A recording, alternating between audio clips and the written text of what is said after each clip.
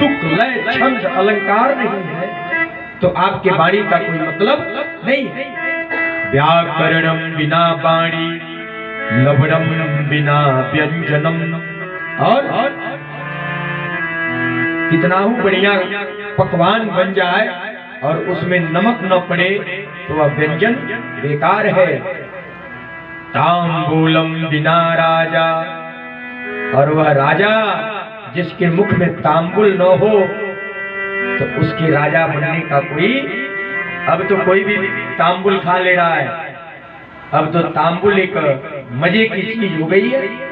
लेकिन पहले जो तांबुल खा के निकल जाता था, गांव के गृहस्थ उसे कहते थे कि ये जमींदार है, इसकी कोठी होगी। अब की बात नहीं, लेकिन वास्तव में तांबुल पहले राजाओं के लिए था। व्याकरणम बिना वाणी, लवणम बिना व्यंजनम, तांबूलम बिना राजा, तिलकम बिना पंडितः। और वह पंडित, वह ज्ञानी जिसके माथे पर चंदन नहीं, वह किसी भी रूप से पंडित नहीं, उसके अंदर विद्वता नहीं है। क्योंकि चंदन क्यों लगाया जाता है?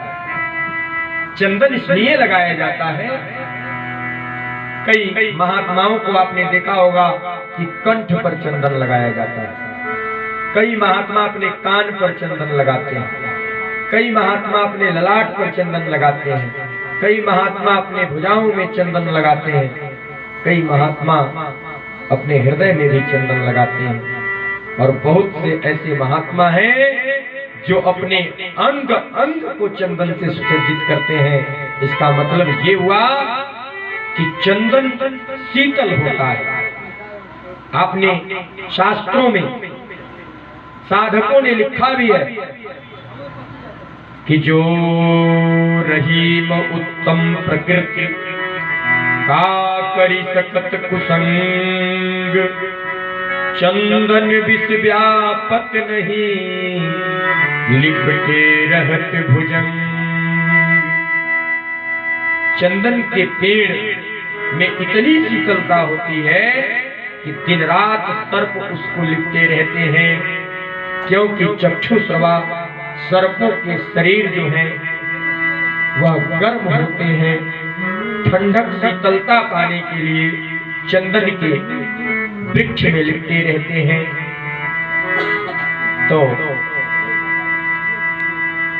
ब्रजवासियों ने कहा कि कन्हैया एक कसर और रह गई है, आभूषण वस्त्र माला सब कुछ हो गया, अब चंदन की कमी रह गई। तब तक कन्हैया आगे चलते हैं, देखते हैं कि एक त्रिवक्रा, त्रिवक्र का मतलब होता है जो एक तरह नहीं, तीन तरह से टेढ़ी हो। त्रिवक्र बचपन से ही त्रिवक्र थी, उसका शरीर तीन भागों में टेढ़ा था, पैर दाएं था तो कमर बाएं था और सर फिर बाएं था। ऐसे तीन भागों में त्रिवक्रा थी। हाथ में चंदन लिए महाराज के दरबार में जा रही थी। कन्हैया ने कहा कि ओ हरी आओ इधर, क्या लेके जा रही हो? तुम चंदन लेके जा रही हो। कन्हैया ने कहा कि थोड़ा मुझे चंदन लगा दो। कही कि मेरे चंदन बड़े अच्छे हैं, इसमें सेंट खुशबू बड़ा बढ़िया आती है, मैं राजा के दरबार की दासी हूँ, प्रत्येक दिन महाराज कंस के दरबार में चंदन से सेवा करती हूँ। कन्हैया ने कहा तब मेरे माथे पर भी लगा दो मैया। अब कन्हैया के माथे पर त्रिवक्रा ने चंदन लगाया, तब बलदाऊ भैया ने अपने ललाट आगे किए, हमारे भी लगा दो। तब सारे ब्रजवासियों ने कहा कि हमारे भी लगा दो। ऐसे ऐसे सारे ब्रजवासियों को त्रिवक्रा ने चंदन लगा दिया।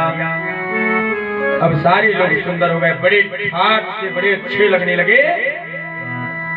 ब्रजवासी आया और कान में बोला कि हे कन्हैया, तभी से चंदन लगा के खड़ी है त्रिवक्रा, इसे कुछ आशीर्वाद पुरस्कार रुपए पैसे वगैरह दे दो। कन्हैया ने कहा कि इसे तो मैं आशीर्वाद और पुरस्कार बड़ा बढ़िया दूंगा। अब त्रिवक्रा, जिसका नाम कुब्जा भी था, कुब्जा उद्धार के नाम से श्रीमद् भागवत में कथा अंकित है। त्रिवक्र में वह कुब्जा को प्रभु गए और पैर में पैर, अपने हाथों से कमर और सर से सर को चिपका लिया। अब ब्रजवासी देखे कहे बारे कन्हैया तू तो कमाली कर दिए, जोड़ी बड़ा मस्त लग रही है। तब तक कन्हैया ने कमर को पकड़ के जोर का झटका मारा।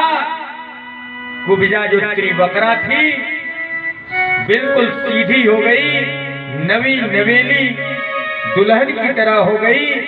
बोल नारायण भगवान की जय।